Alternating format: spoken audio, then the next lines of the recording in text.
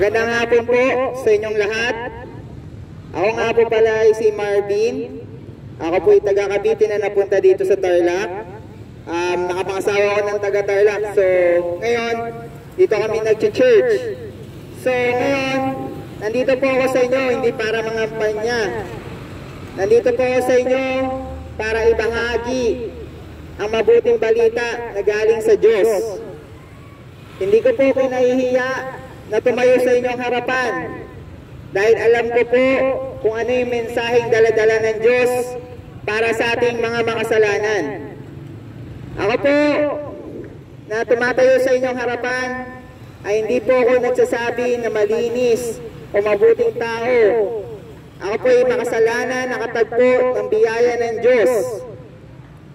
Naririto ako sa inyong harapan para magbahagi ng mabuting balita.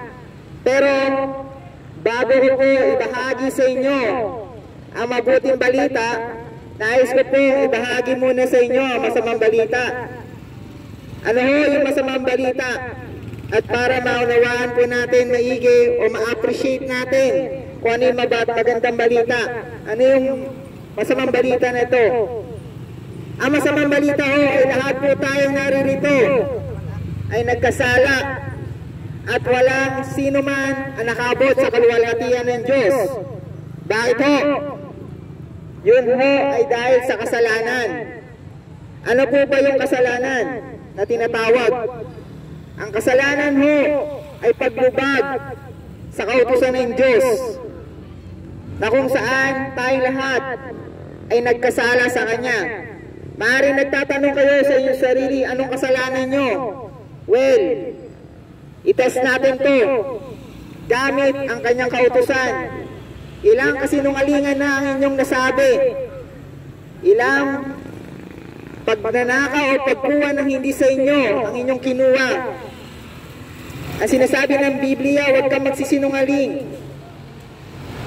huwag kang magnanakaw, huwag mong gagamitin ang pangalan ng Diyos sa walang kabuluhan. Ilang beses mo sinabing Diyos ko po, Diyos ko naman, OMG. Yun po ay paglapastangan sa pangalan ng Diyos. Ang sinasabi ni Jesus Christ, ang tumingin ka lang sa kapwa mo, ikaw ay nangalunya na kagad sa puso mo, na kung saan kung tayong lahat ay husgahan ng ayon sa Kanyang pamantayan, lahat po tayo ay mapaparusahan. Dahil ang sinasabi ng Biblia, ang kabayaran ng kasalanan ay kamatayan. Ang kabayaran ng kasalanan ay kamatayan. So, kung tayo ay husgahan ng Diyos na ayon sa Kanyang kautusan, tayo po ba ay mapapalangit o tayo po ba ay mapapaimpyerno? Well, kung babasihan natin ang kautusan ng Diyos, ang pamantayan ng Diyos, lahat po tayo ay mapapaimpyerno. Pero hindi po ako naparito para sabihin sa inyo mapapaimpyerno kayo. Dahil meron po ako dala-dala mabuting balita, na kung saan ito po yung mabuting balita na kailangan ninyong maunawaan sa inyong pag-iisip na tayo po ay makasalanan, na wala pong nakabot sa Kanyang kaluwalhatian, sa Kanyang pamantayan, dahil lahat po tayo ay nagkasala. Kailangan nyo maunawaan yun. Mahalaga po yun na makita nyo na makasalanan kayo sa harapan ng Diyos, na ito po yung mabuting balita, na siya na Diyos, ipinadala niya ang Kanyang bugtong na anak, na kung saan siya na nagkatawang tao, ang ating Panginoong Jesus, na itinakda ito ng Panginoon, ng Diyos, na siya ay magkatawang tao. Pinanganak siya sa mundong to, na hindi siya nasasabsaban. Siya ay pinanganak sa sabsaban. Siya ay pinanganak sa isang birhen, na kung saan hindi siya kagaya natin, na kinunsip tayo ng ating mga magulang. Siya ay kinunsip ng banal na espiritu, na kung saan wala siyang dungis, kasalanan, na siya, nagkatawang tao na pinerfect niya.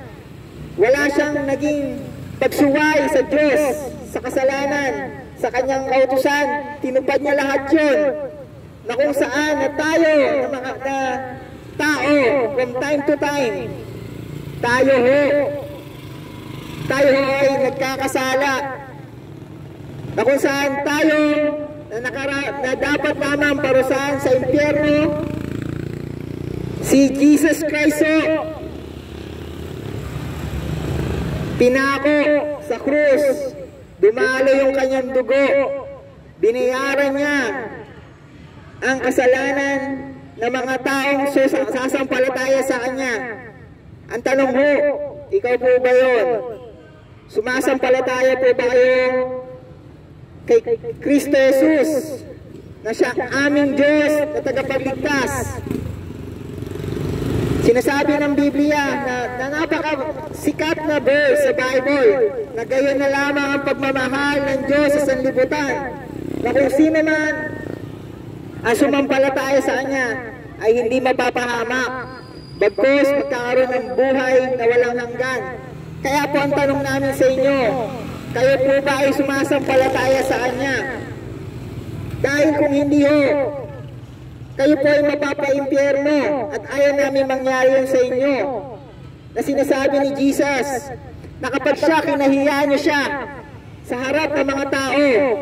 Kapag siya, kinahiya niyo, si Jesus Christ na kinahiya niyo, ikahihiya niya rin kayo pagdating ng araw. Dahil sinasabi ng Biblia na kapag ang tao ay namatay, haharap tayo sa Kanya at huhusgahan niya tayo. Huhusgahan niya tayo ng ayon sa ginawa niya sa atin dito sa mundong to. Ang Diyos ay mabuti, matuwid. Sinasabi nila mabuti ang Diyos. Yes, mabuti ang Diyos. Hindi niya hayaan ang isang nagkasala ay basta na lang mapawalang sala. So paano tayo ngayon mga tao? Tayo po ay nagkasala at hindi niya tayo basta-basta pwedeng mapawalang sala. Ginawa niya ng way yun. Ginawa niya ng paraan. Ibinigay niya ang kanyang buktong na anak. Binigay niya ang kanyang buktong na anak na kung sino man ang mananampalataya sa Kanya ay magkakaroon ng buhay na walang hanggan. Kaya kung kayo, nakikinig kayo, huwag niyo patigasin ang inyong puso. Sumunod kayo sa Kanya. Makinig kayo sa mensahe ng Diyos, sa mabuting balita na to. Dahil ngayon ang araw ng kaligtasan. Darating ang araw sa paghuhukom. Sinabi sa Mateo 7:21, hindi lahat na tumatawag sa aking Panginoon, Panginoon, ay makakapasok sa kaharian ng langit. Ngunit yun lamang sumusunod sa kalooban ng Diyos ang makakapasok. Ano po ba yung kalooban ng Diyos? Ang kalooban ng Diyos ay kung sino ang sasampalataya sa kanyang anak. Ang magsasabi na si Jesus ay Diyos, ang tagapagligtas ng mga tao na makasalanan. Kaya kung ikaw hindi nyo nakikita ang sarili nyo na makasalanan, nakakaawa kayo pagdating ng panahon. Nakakaawa kayo. Maaring nakikita nyo ako dito, nakakatawa. Pero ito yung message ng Bible. Ito yung message ng Bible na ikaliligtas ng mga tao. Na si Kristo na nagkatawang tao, siya na sumalo ng galit ng Diyos sa kasalanan, napako sa krus, na sinasabi sa Bible na ang Diyos na nagbuhos ng dugo, na kung walang pagkabuhos ng dugo, walang kapatawaran sa kasalanan. Kung hindi kayo sasampalataya sa Kanya, kaawa-awa kayo, dahil ang impyerno po ay totoo. Makikita niyo to, na kung saan, kung dito sa lupa, hindi lamang kayo makainom ng tubig. Nakakaawa na kayo. Nakakaawa na tayo. Sa impyerno po walang tubig. Punong-puno ng kadiliman doon. At kung Kung dito wala tayong tulog, mga bangag tayo. O walang kapahingahan sa impyerno. Sinasabi ng Biblia na kung ikaw, ginawa mo katatawanan, ang mensahe ito, nakakaawa ka, nakapagabag ka. Kaya kung naririnig niyo itong mensahe na ito, huwag niyong patigasin ang inyong puso. Manampalataya kayo sa Kanya na si Jesus ay Diyos.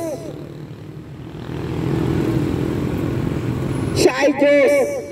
Na kung saan darating ang panahon, lahat ng tao, lahat tayo ay luluhod at magsasabi na siya ay Diyos. Si Kristo ay Diyos.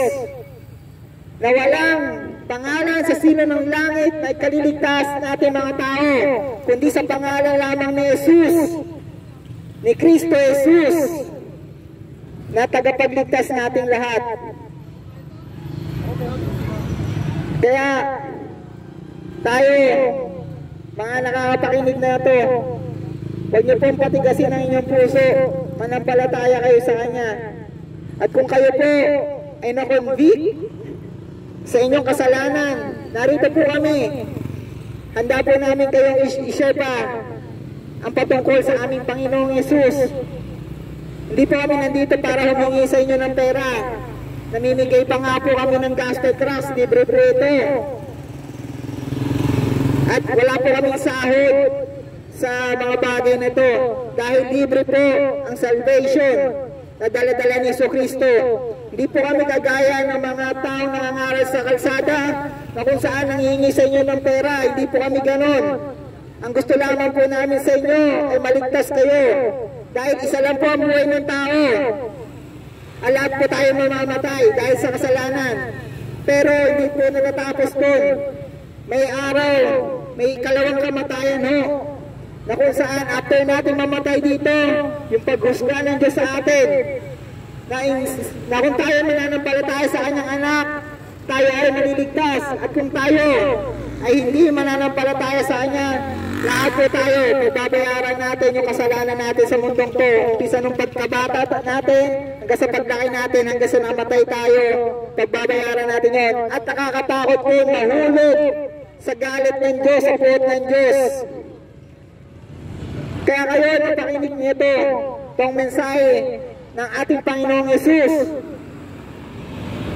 Sinabi niya, naganap niya na, tinapos niya, it is finished nga. Nung siya ay napako sa krus, pinagbayaran niya na yung kasalanan ng mga tao mananampalataya sa Kanya. Tumalikod kayo sa kasalanan, magsisi kayo at manampalataya kayo sa Kanya. Ang ibig sabihin po ng pagsisisi ay pagbabago ng pag-iisip natin. Baguhin natin yung pag-iisip natin na tayo mabuti, na hindi tayo nagkakasala sa Diyos. Baguhin natin yun. Instead na ilagay niya sa isip niyo na tayo ay nagkasala sa Kanya at manampalataya tayo sa Kanyang anak ni si Jesucristo na ating Diyos. Kung kayo na nakatanggap nito at hindi nyo po marinig ng maayos, basahin nyo lamang to. Solve na po yung effort namin na pagpunta namin dito. Maraming salamat po. Magandang araw sa inyong lahat.